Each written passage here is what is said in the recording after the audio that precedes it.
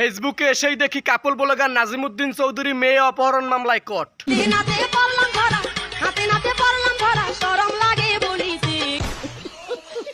Hello viewers, আজকে কথা বলবো কাপল ব্লগার নাজিমুদ্দিন চৌধুরীকে নিয়ে। চলেন ওর পাছে আজকে বোম মেরে উড়িয়ে দেই। তবে আমরা বিশ্বাস করি ওর সুন্দরী বউ তার রূপের আগুন দিয়ে ওকে জেল থেকে ছাড়াইয়া আনবে।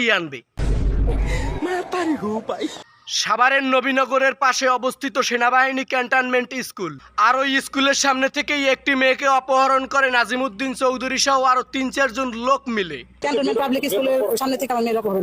পরে ওই মেয়ের পরিবার থানায় অভিযোগ করে, বাকিটা তো আপনারা দেখতেই পাচ্ছেন। কিন্তু কমেন্টে সবাই আলহামদুলিল্লাহ কেন বলতেছে?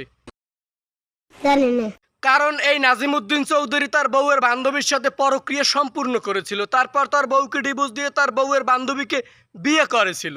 যার জন্য আজকে যখন নাজিমুদ্দিন চৌধুরী কিশোরী অপহরণ মামলায় কট খাইলো, তখন সবাই ব্যাপক খুশি, কারণ আল্লাহ ছাড় দেয় কিন্তু ছেড়ে দেয় না। বউয়ের বান্ধবীর সাথে পরক্রিয়া করার বিচার।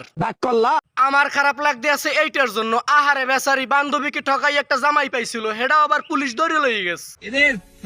তবে একটা জিনিস সত্য, পাপ কিন্তু বাপরেও ছাড়ে না। কেন বলতেছি? এই নাজিম, তানিশা, মিম এদের ব্যাপারে আপনারা সবাই জানেন। একজন বান্ধবী তার নিজের বান্ধবীর সংসারের ভিতরে ঢুকি তার নিজের বান্ধবীর সংসারটা পুরো ভাঙ্গে চুরে পুরো চুরমার করে দিছে। লজ্জা লাগা দরকার। শুধু তাই না, বান্ধবীর জামাই থেকে শুরু করে বান্ধবীর সংসার সবই নিছে, তাতেও সে খুশি না। এখন অবধি তার পিছনেই লেগে আছে, জামাইকে নিয়ে রং করে, তারপর আবার পাম দিয়ে কথা কয়। তার জামাই নাকি তার এত ভালোবাসে, আর সেই ভালোবাসার ঠেলায় আর যত্নে তার মধ্যে পানি পড়তে পড়তে সে মুডা ওইয়ে পুরো ফুললে বোম হয়ে গেছে। বিশ্বাস করেন, এইগুলো দেখলে মাঝে মাঝে মনে চায় নিজের ওইখানে টোক্কা দিয়ে নিজেই চমকে উঠি। আমি কি আসলে পৃথিবীতে আছি নাকি বাংলাদেশ পৃথিবীর বাইরে? যাই হোক, তার ভালোবাসার যত্নের জামাই নাকি কিশোরী অপহরণ মামলায় জেলে গেছে, এখন পুলিশের হাতে ডান্ডা খাইতেছে। এই বেড়ি যে পরিমাণ তার জামাইরে পাম দিতে, এখন কি হবে? মানে